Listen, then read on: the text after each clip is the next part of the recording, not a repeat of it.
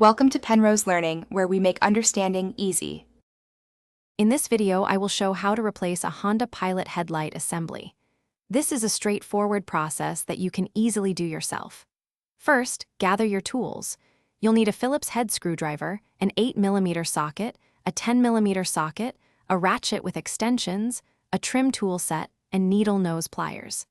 Having these items ready will make the entire replacement much smoother and quicker.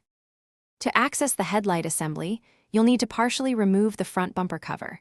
Begin by taking out the plastic clips and two 8mm bolts from the top of the grille area.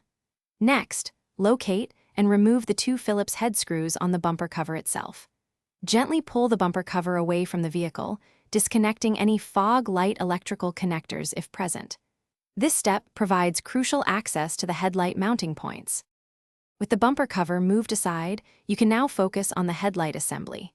First, disconnect all electrical connectors from the back of the headlight by pressing their release tabs. Next, locate and remove the three 10mm bolts that hold the assembly to the vehicle frame. There's typically one on top, one on the side, and one on the bottom. Once these are out, gently pull the entire headlight assembly straight out. Now, install your new headlight assembly. If your new headlight didn't come with a mounting bracket, transfer the one from your old unit, securing it with its 10mm bolt.